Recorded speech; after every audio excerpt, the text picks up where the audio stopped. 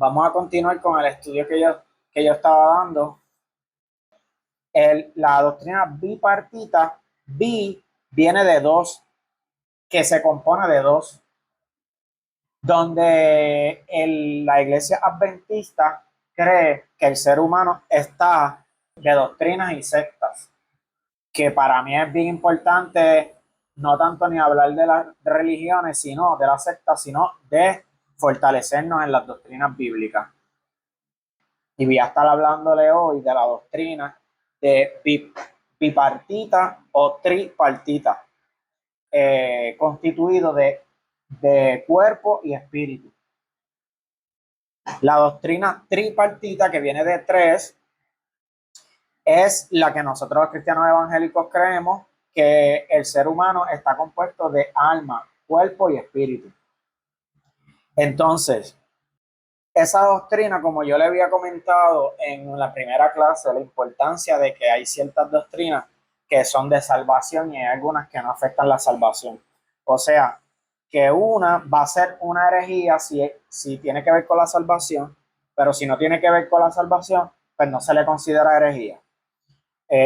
Esa doctrina no es salvífica, como la que yo le estaba hablando del Evangelio, es así. Pero esa doctrina no es salvífica. Puede haber una confusión porque es un poco complicado entender eso y pueden haber cristianos evangélicos que crean que el ser humano está constituido de solamente cuerpo y espíritu y no por eso es que se vaya a perder, porque es un poco complicado. Y al transcurrir todos los años, después que surgió la Iglesia de Cristo, pues ha habido mucha confusión y también en el grupo evangélico también. Entonces, en la historia de la teología y la filosofía han tenido varios diferentes significados acerca de ese tema. O sea que no se puede dar un solo significado. El concepto del alma en la teología se utiliza mucho para referirse a la parte interior de la persona, no al aspecto físico, sino al aspecto interior. En el Antiguo Testamento se utiliza una palabra que se pronuncia nefesh, y esa palabra la utilizan tanto como para alma como para vida o vitalidad, y está mencionada en el Antiguo Testamento 750 veces. Y esa palabra significa que posee vida o vitalidad, o que respira. Dependiendo del contexto, es el significado que se le vaya a dar. A esa doctrina le llama al adventista el sueño del alma. No es que ellos no creen que tengamos alma, es que ellos tienen un concepto diferente del alma y yo se lo voy a estar explicando más adelante. ¿Y por qué creen esto? Porque ellos creen en la doctrina bipartita. Algunas ramas cristianas creen en esa doctrina bipartita. Por ejemplo, los reformados. Pero ellos tienen una enseñanza un poco diferente, que más adelante en otros estudios yo voy a estar hablando de eso. Pero ellos son cristianos, al igual que nosotros. Pues los reformados son como, por ejemplo, los adventistas, los bautistas. Los bautistas se les llama reformados porque tienen otras teologías, como por ejemplo de que la salvación no se pierde y esas cosas. Pero ellos son cristianos evangélicos igual, pero se les llama reformados. Y los reformados tienen ese concepto de la gran mayoría, no todos, pero muchos famosos, como por ejemplo John MacArthur. Él es uno de los más principales exponentes del área reformada. Está también un pastor de República Dominicana bien famoso que se llama Miguel Núñez, que él era doctor, y ellos creen en esa doctrina bipartita y por tal razón casi prácticamente todos ellos creen eso. Pero esa doctrina ellos la ven diferente que los adventistas. Yo voy a estar explicando primero uno y primero otro. Ellos creen esa doctrina bipartita, la cual, como vuelvo y les digo, no es una doctrina de salvación. Entonces, pero ¿cuál es la diferencia de uno y el otro? Es que primero yo voy a hablarle de la cómo ve la cosmovisión de los reformados, cómo ven esa doctrina bipartita, y más adelante le voy a explicar cómo la ve el adventista y es bien diferente. Entonces, ¿qué utilizan? ¿Qué pasajes utilizan los reformados para decir que nosotros estamos constituidos de cuerpo y espíritu? Ellos usan Génesis 2:7. Entonces Jehová Dios formó al hombre del polvo de la tierra y sopló en su nariz aliento de vida, y fue el hombre un ser viviente. Ellos utilizan ese pasaje para decir, ve, el hombre solamente está constituido del cuerpo, que el Dios lo formó del polvo de la tierra, y del espíritu que él le sopló. Pero, y ahí se utiliza la palabra nefesh, que se utiliza ahí como, y fue el hombre un ser viviente, la palabra nefesh, viviente. Y en algunas traducciones lo traducen como alma viviente, pero en casi todas lo traducen como ser viviente. Con ese pasaje simplemente nosotros no podemos crear una doctrina y decir, viste, el hombre está constituido de cuerpo y espíritu nada más, porque si vemos ese pasaje no especifica exactamente qué fue lo que le dio Dios, algo espiritual que le dio Dios para darle vida, y no especifica que solamente fue el espíritu. Y eso lo vamos a ver con la palabra ya pronto. Dios le dio la vida al hombre, le entregó lo que hace que el hombre sea un ser viviente, un alma viviente, una persona viva. Y tomar ese versículo como base no es sustentable, es solo una teoría. Sopló en su nariz aliento de vida. Dios añadió al hombre la parte espiritual de Dios, pero no especifica qué fue lo que le dio exactamente. En muchísimos versículos de la Biblia se utiliza la palabra alma, y en otras ocasiones se utiliza la palabra espíritu. Y por esa razón es que ellos se confunden mucho, porque tanto en el Antiguo Testamento se puede utilizar a veces, vamos a ver que van a utilizar la palabra alma cuando están hablando de algo espiritual, de espíritu, como también a veces pueden utilizar espíritu para alma. Pero yo les voy a leer un pasaje donde vamos a ver que las dos palabras que se traducen como espíritu, que es ruach en hebreo, y hay otra palabra que se traduce por alma, que es nefesh, y yo le voy a comprobar cómo son dos palabras en hebreo diferentes. Y en Génesis capítulo 35, versículo 18 dice, y aconteció que al salírsele el alma, ahí dice la palabra nefesh, pues murió. Y más adelante en ese mismo capítulo, en el versículo 19 dice, exhaló Isaac el espíritu y murió. Exhaló el espíritu, y ahí se utiliza la palabra ruach, que es otra palabra, o sea, que en el mismo texto hay dos palabras diferentes, o sea, que etimológicamente, que la palabra etimológicamente significa que es el estudio de la raíz de las palabras. No podemos sostener que el alma y el espíritu sean iguales, y Dios usa dos principios diferentes en cuanto a esa terminología. Más adelante vamos a tenerlo más claro ese concepto. Y ese es el problema, que cuando a veces en la Biblia vemos que se le llama al espíritu alma o viceversa, pues ellos se confunden y dicen, ves, que el alma y el espíritu son lo mismo, pero yo les acabo de comprobar con solamente ese texto que son dos palabras en el hebreo diferentes. ¿Y cuál es la confusión? Que el alma, al ser intangible, que no se puede tocar, porque es algo espiritual, se le puede utilizar ese concepto tanto al alma como al espíritu, porque son algo espiritual. Y les voy a dar un ejemplo. Dios es espíritu, y también se le puede llamar espíritu, y en la Biblia también lo llama así. El Espíritu Santo es espíritu, y se le puede llamar espíritu porque es algo espiritual. Los ángeles se le puede llamar espíritu porque es algo espiritual. A nuestro espíritu también se le puede llamar espíritu porque es algo espiritual. Pero no porque sea algo espiritual, sea que nosotros, el espíritu de nosotros es el Espíritu Santo. No, es diferente. No es que el espíritu de nosotros sea el espíritu de Dios, ni tampoco sea ángeles, sino que se le puede llamar espíritu porque es espiritual. Por esa razón, pero no es que sea lo mismo. Y de esa manera se le puede llamar al alma espíritu porque es algo espiritual. Y no por eso es que se le esté dando el mismo nombre. Pero nunca el cuerpo humano en la Biblia ni en las personas en la vida real se le utiliza la palabra espíritu para referirse al cuerpo humano. Le voy a dar un texto bíblico. He aquí en Ezequiel capítulo 18:4 dice: He aquí que todas las almas son mías, como el alma del Padre, así el alma del Hijo es mía. El alma que pecare, esa morirá. El alma, vamos a ver en la palabra que en ocasiones se va a llamar como al ser humano, como al cuerpo. El alma que pecare, esa morirá, y en otras ocasiones también, ya lo voy a mostrar más adelante.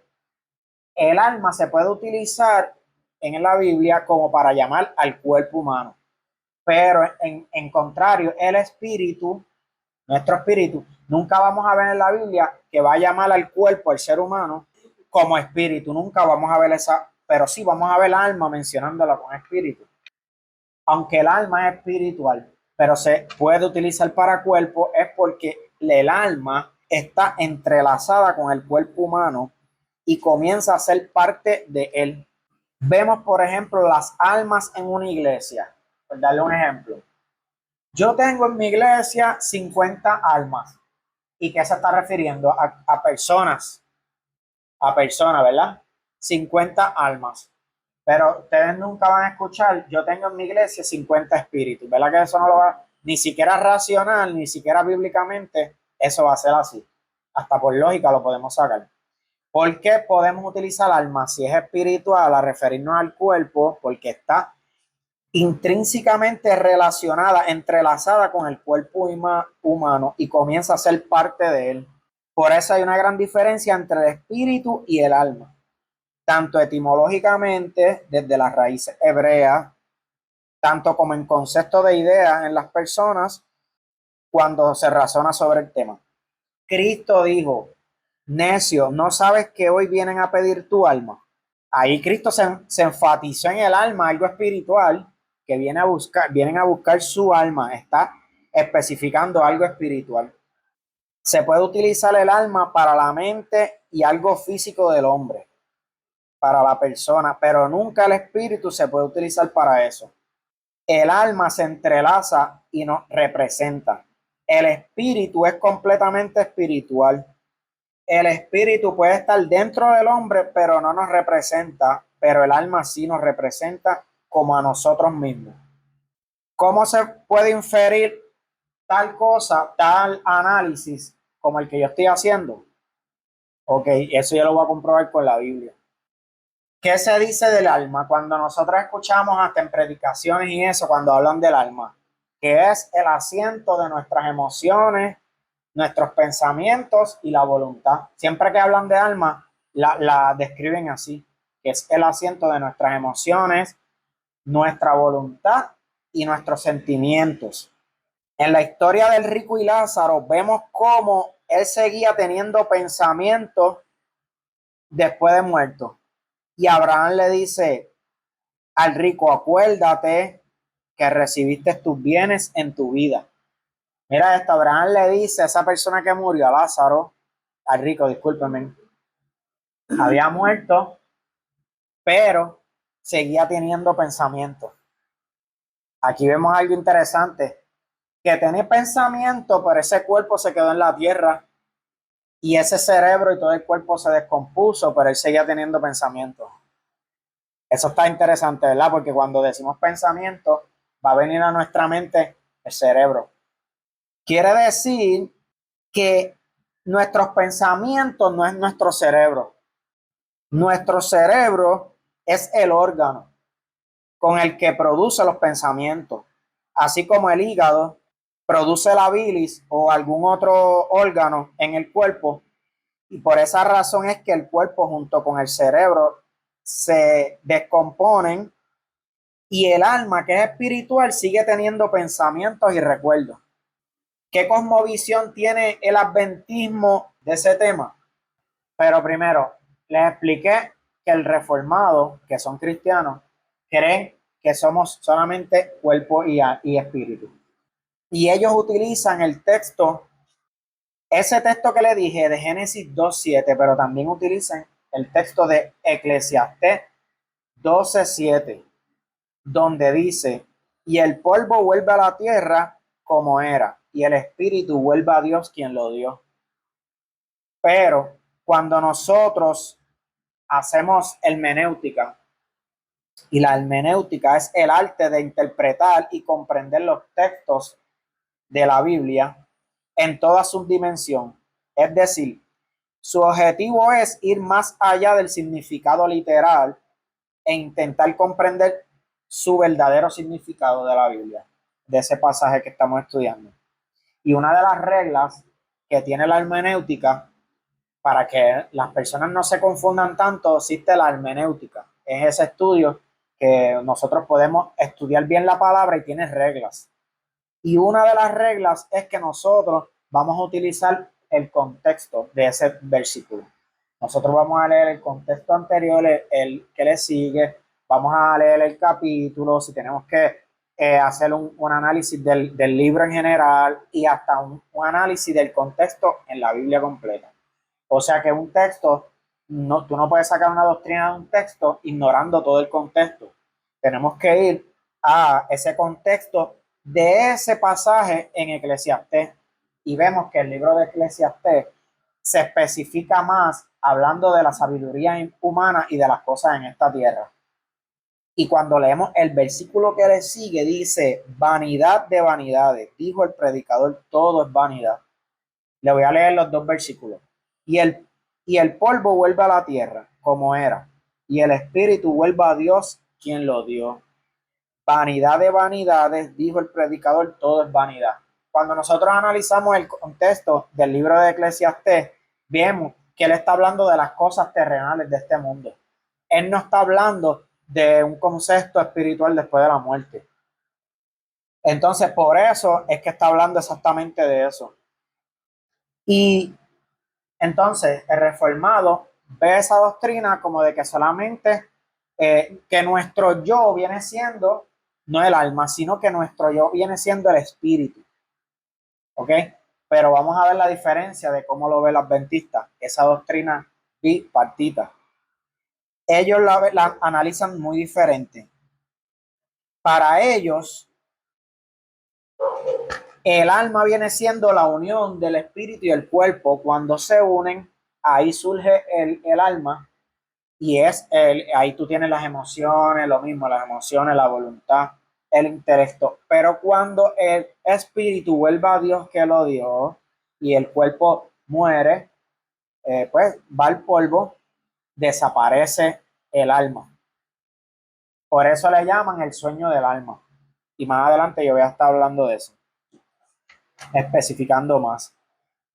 Y también los adventistas usan el versículo de Eclesiastés 9, 5 y 6 que dice, porque los que viven saben que han de morir, pero los muertos nada saben, ni tienen más paga, porque su memoria es puesta en olvido. También su amor y su odio y su envidia fenecieron ya, y nunca más tendrán parte en todo lo que se hace debajo del sol.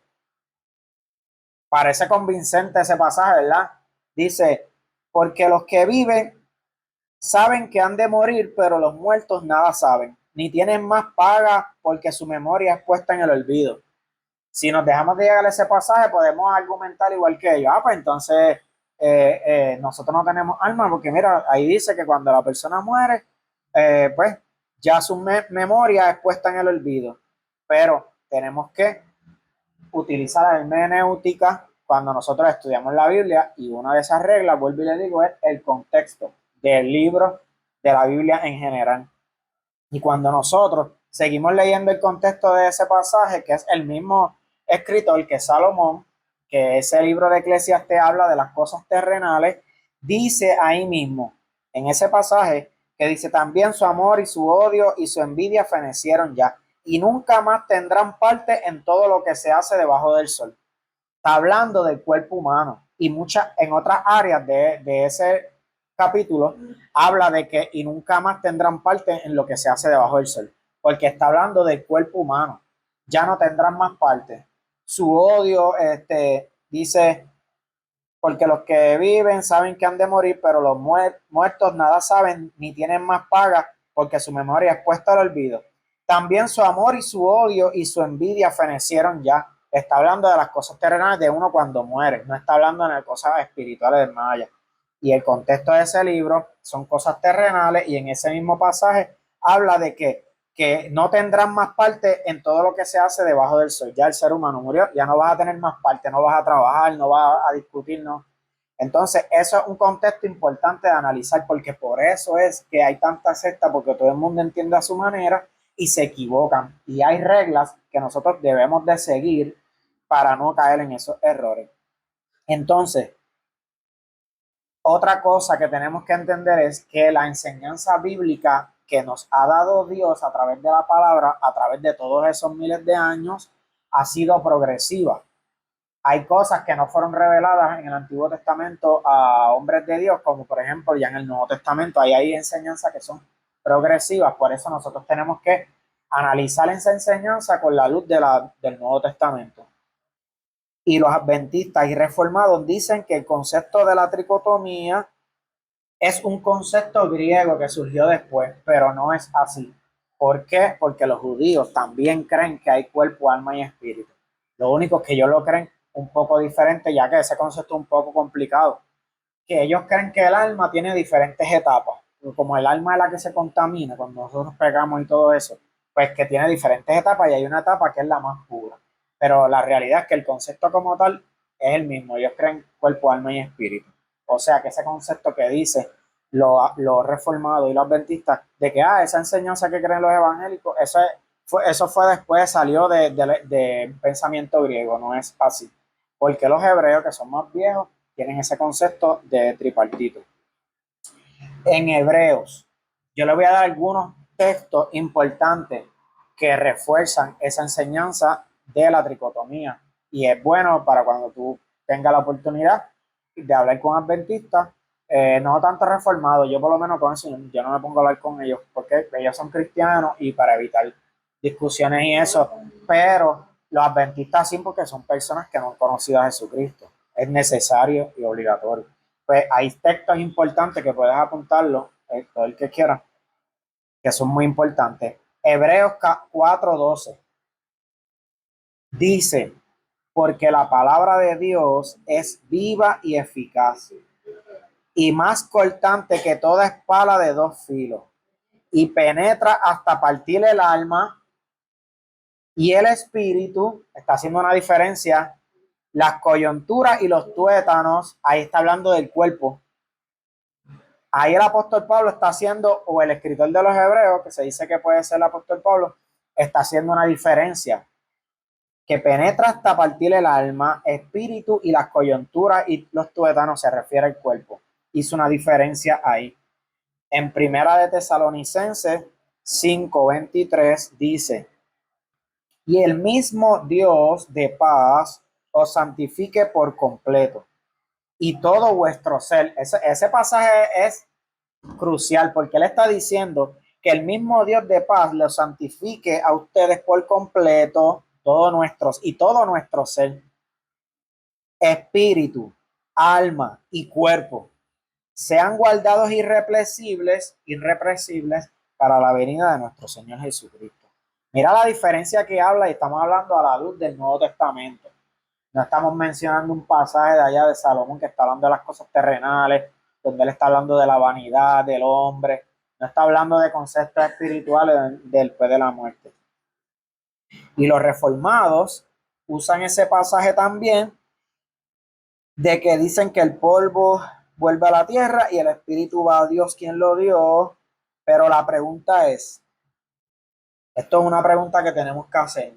Si los reformados creen que somos cuerpo y nuestro yo es el espíritu, y ellos también usan ese pasaje de que el cuerpo va al polvo y el espíritu va a Dios quien lo dio, quiere decir que toda persona que muera sin Cristo, cada impío que muera, él, porque su espíritu es suyo, va a ir a Dios, cuando eso no es lo que enseña la palabra, que el impío tendrá otro destino. Y los adventistas tienen un problema mucho mayor con esa enseñanza. Y una de ellas es Apocalipsis 6:9, que dice: cuando abrió el quinto sello, vi abajo el altar las almas de los que habían sido muertos por causa de la palabra de Dios y por el testimonio que tenían. Esas almas que estaban ahí, dice que estaban debajo del, vi bajo el altar las almas de los que habían sido muertos. Dice que clamaban a gran voz diciendo: ¿hasta cuándo, Señor santo y verdadero, no juzgas y vengas nuestra sangre en los que moran en la tierra? Y se les dieron vestiduras blancas y se les dijo que descansasen todavía un poco de tiempo. Mira, ellos están pidiendo justicia. Las almas que los adventistas dicen que deja de ser, o sea, se va al descanso, pero en realidad hay otra enseñanza que dice, también lo dicen que se llama la destrucción del alma, la aniquilación del alma. O sea, esa alma desapareció, pero ahí vemos en Apocalipsis 6:9 que dice que las almas están debajo del altar y están clamando a Dios por justicia. O sea que hay pensamiento y hay conciencia todavía. En Filipenses 2:10, y discúlpeme, ese pasaje que te di, no sé si lo apuntaste, Apocalipsis 6:9, es bueno para desárselo, a mostrárselo a un adventista para que razone. No para debatir, sino para que razone. Y le dice, razona sobre eso. Si desaparece el alma, ¿cómo es que ahora ellos están ahí pidiéndole a Dios justicia? Filipenses 2:10, pueden apuntar eso también. Filipenses 2:10 al 11. Para que en el nombre de Jesús se doble toda rodilla de los que están en los cielos y en la tierra y debajo de la tierra, y toda lengua confiese que Jesucristo es el Señor, para gloria de Dios Padre. La pregunta que se le puede hacer a un adventista, porque con estas preguntas que nosotros nos hacemos razonamos más y comprendemos más ese concepto bíblicamente. ¿Quiénes son esas personas que están debajo de la tierra? Que dice que para que en el nombre de Jesús se doble toda rodilla de los que están en el cielo, en la tierra y debajo de la tierra. ¿Quiénes van a ser esas personas que se le va a doblar la rodilla, que están debajo de la tierra? Aunque en realidad no es que necesariamente habla de rodilla, cuando está hablando del concepto de rodilla, lo que quiere decir es que se van a postrar, que vamos a adorar en reverencia a Dios. O sea que toda la humanidad, toda su creación va a adorar a Dios y confesará que Jesucristo es el Señor. Y dice que los que están en los cielos, en la tierra y debajo de la tierra. ¿Quiénes son esos que están debajo de la tierra? Si ya murieron y las almas ya desaparecieron. Eso es una pregunta buena para hacernos y para hacérsela a un adventista, que nos lo podemos memorizar para cuando hablemos con un adventista.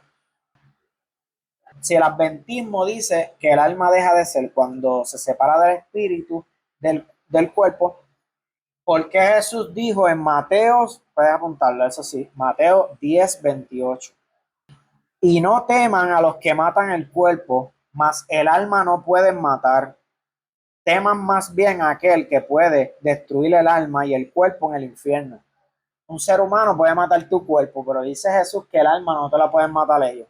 Pero si nos vamos a la lógica adventista y tú eres cuerpo solamente y espíritu, el alma solamente es la unión, tu razonamiento, tus emociones, y cuando yo te mate, desapareció. O sea que esa persona también puede matar el alma, porque si te mata a ti, va a desaparecer. Pero eso contradice lo que enseña Jesús, porque él dice que no le teman, o sea, las personas que pueden matar tu cuerpo, más el alma no pueden matar.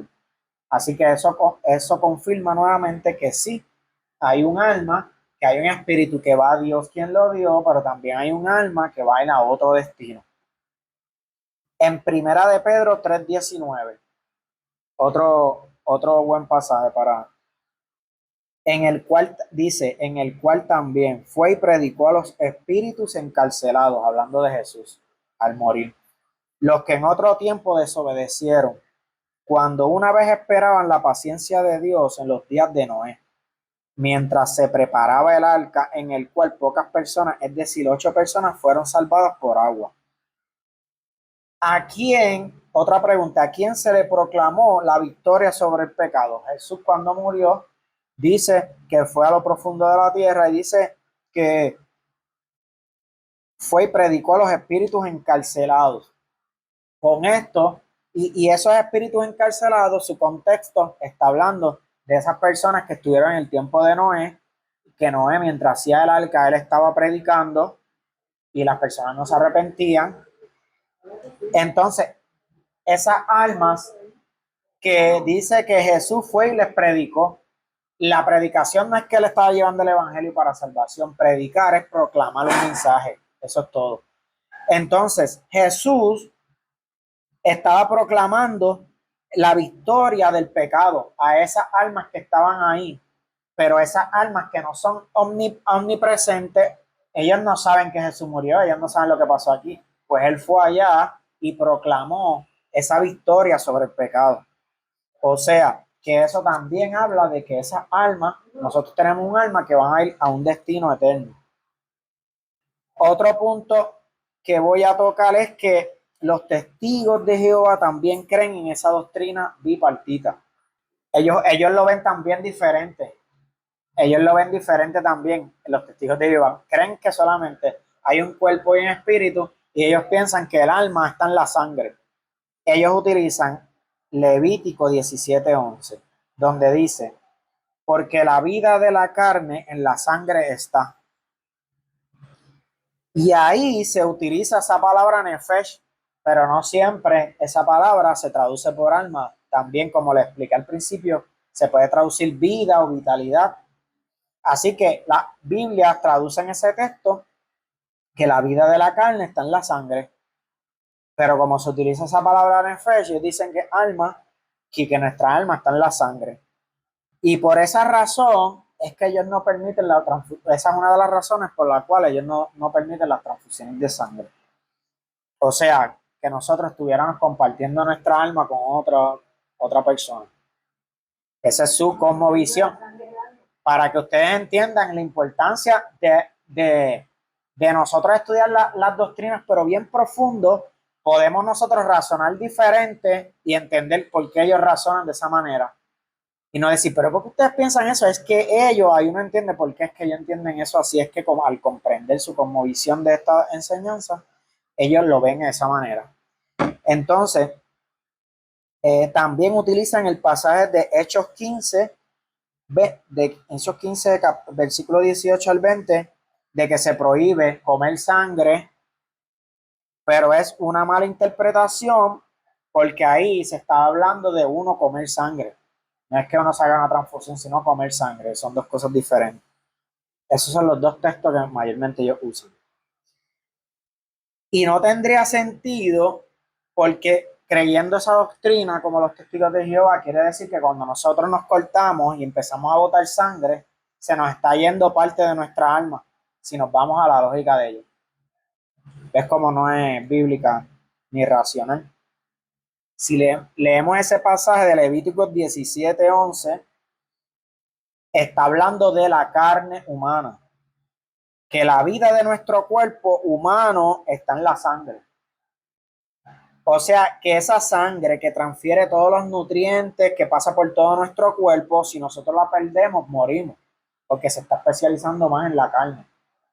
Y si en la carne, nuestra vida está en la sangre, porque si la perdemos, y ahí es donde cuando nosotros comemos, todos los nutrientes pasan por la sangre, pues nos da vida en cierto modo, y también cuando nosotros se nos va la sangre, vamos a morir igual, pues está especificándose más a la humanidad, al cuerpo. Solo creyendo, ya estoy terminando, estoy en lo último, solo creyendo y entendiendo la doctrina tripartita que nosotros creemos, podemos comprender bien la palabra de Dios. Porque al creer en una doctrina bipartita, estarían desvirtuando el concepto. Y hago una pausa ahí. Yo le había dicho desde el principio, cuando empecé los estudios, que es tan y tan importante comprender correctamente las doctrinas y profundizar, que eso nos puede llevar a creer otras doctrinas y otras doctrinas y otras doctrinas. ¿Por qué? Porque el tú creer que nosotros somos más que cuerpo, espíritu y el alma desaparece, cambiaría nuestro concepto de ver el juicio de Dios. Cambiaría el concepto de ver el juicio de Dios y de que existe un infierno. Porque, y por esa razón, el adventismo, que yo no voy a enfatizar en ese tema, solo lo voy a tocar así ligero como ahora, otra doctrina que ellos, para que ustedes vean el peligro del adventismo, por eso es que me quedé en esa secta en muchas clases, ellos no creen en el infierno tampoco, por esa razón. ¿Para qué va a haber un infierno si nuestra alma no desaparece? ¿Viste eso? Qué horrible esa doctrina, porque una falsa doctrina te va a llevar a otra y a otra. Entonces desvirtuaría el concepto del juicio de Dios bíblico. Entonces ellos ven la Biblia diferente a nosotros. Porque ese concepto que tiene los adventistas le llaman la aniquilación del alma. Al igual que los testigos, que desaparece. Porque la sangre, si el alma está en la sangre, la misma cosa, desaparece también el alma. Que deja de ser el alma y le llaman la aniquilación del alma o el sueño del alma. Cuando Dios, creyendo a nosotros ese concepto de ellos, cuando Dios vaya a hacer el juicio, unirá nuevamente el cuerpo y el espíritu, los juzga y vuelve a separarlo, y el juicio no tiene ningún sentido, porque tanto un impío como alguien que era un pecador, como por ejemplo Hitler, irían. ¿Cuál es su juicio? El mismo, la aniquilación del alma, va a desaparecer, el alma va a dormir. Si el concepto adventista, un impío regular que nunca aceptó a Jesús y Hitler tienen el mismo juicio, la aniquilación del alma. Ellos dicen, va a venir, como dice en Apocalipsis, que van a revivir los muertos y todo, y Dios los va a juzgar. O sea, ese espíritu se une con el cuerpo, él los juzga, hiciste esto y esto y esto, y ya vuelve a separarlo, el alma desapareció, pues no tiene ¿qué juicio van a tener? Ninguno. ¿Sería Dios justo? Entonces, un impío regular que nunca conoció a Jesús va a tener el mismo castigo de Hitler.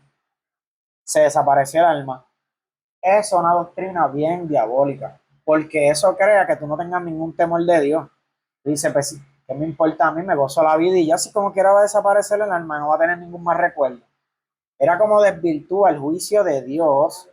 Es bien peligroso. Una doctrina puede verse no tan peligrosa, pero sí te desvirtúa a otras. Entonces, no tendría sentido el juicio de Dios, no como nosotros lo creemos, que a nosotros cuando Dios nos juzgue, entonces iremos al destino que nos corresponda.